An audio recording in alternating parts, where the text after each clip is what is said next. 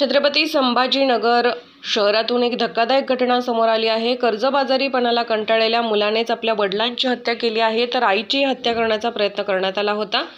शहरातील सातारा परिसरातील deluxe park येथील ही घटना असून श्रीकृष्ण पाटील वय 62 वर्ष असे मृत व्यक्तीचे नाव आहे, तर रोहित श्रीकृष्ण पाटील असे हत्या करणाऱ्या आरोपी मुलाचे नाव आहे। मिळालेल्या माहितीनुसार पाटील कुटुंबातील सर्वजण सोमवारी रात्री जेवण करून झोपले होते। यानंतर त्यांनी मुलगी सकाळी आवाजाने जागी झाली तेव्हा पाटील यांचा मुलगा रोहित त्यांच्या आईच्या अंगावर बसून गळा दाबत होता। मुलीने आरडाओरडा करताच तो पळून गेला। यानंतर ते हॉलमध्ये श्रीकृष्ण पाटील यांच्याकडे आले तेव्हा ते मृत अवस्थेत होते।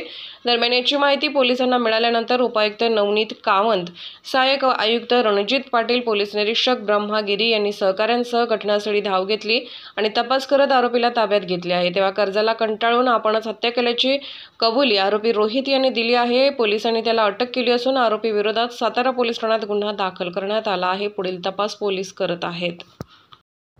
सर काय सांगा, सातारा परिसरात एक खुनाची घटना घडली होती, काय प्रकार होता याबद्दल? आज सकाळी 8 वाजताच्या जवळ आम्हाला पोलिसांना कॉल आला होता। डिलक्स पार्क दीपनगर सातारा परिसरमध्ये एक खून झाला होता, तशी आम्हाला सूचना मिळाली।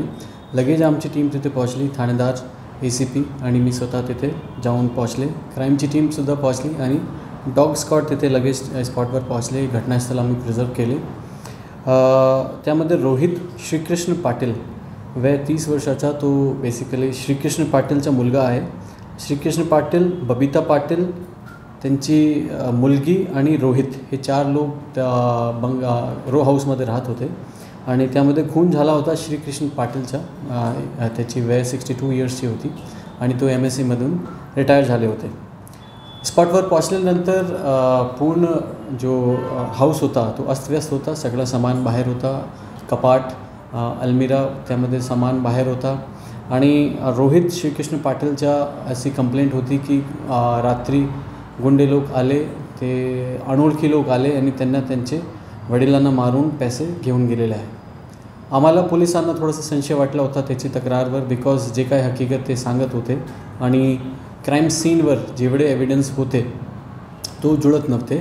त्यामुळे आम्ही बारकाईने आपला प्रत्येक एव्हिडन्सची बारकाईने आम्ही पाहणी केली आणि त्याच्यानंतर आम्हाला असा वाटला की त्यामध्ये संशय आहे। आम्ही रोहित श्रीकृष्ण पाटील त्यांना इंटरोगेट केले, डिजिटल एव्हिडन्स तपासणी केले आणि डॉग स्क्वॉड जो होता त्याला आम्ही वाश दिले आणि डॉग स्क्वॉडने जाऊन रोहित श्रीकृष्ण पाटीलला डिटेक्ट केले आणि त्याच्यानंतर आम्ही त्याची बहीणला पण पूछताछ केले। बहीणने नंतर आम्हाला शेवटी सगळी स्टोरी सांगितली। हा पूर्ण तपास झाल्यानंतर इनिशियली जो आमच्याकडे माहिती आहे ते अशी माहिती आहे की रोहित श्रीकृष्ण पाटीलनी स्वतःच्या वडिलांचा खून केलेला आहे आणि त्याचा जो प्रयत्न होता वडील, आई आणि बहीण तिघांना त्याच्या मर्डर करण्याचा त्याचा प्रयत्न होता, पण बाकीचे 2 लोक वाचले। त्याच्यानंतर स्वतःला सुसाईड करण्याचा पण त्याचा प्रयत्न होता, पण हे सगळं प्लॅनिंगमध्ये तो सक्सेसफुल नाही झाला आणि त्याला जे पोलिसांना दिशाभूल करण्याचा त्याचा प्रयत्न होता तो आम्ही त्याच्यावर पण बारीकाईने एव्हिडन्सचं विश्लेषण करून आम्ही हे सत्य उघडकीस आणलेले आहे। सध्याच्या परिस्थितीमध्ये त्याची बहीण त्यांनी आम्हाला फिर्याद दिलेली आहे आणि त्याची फिर्यादच्या अनुसार 302 आणि 307चा गुन्हा दाखल झालेला आहे आणि पुढचा तपास सध्या तपासावर आहे। धन्यवाद। हत्येचे नेमकं कारण काय होते?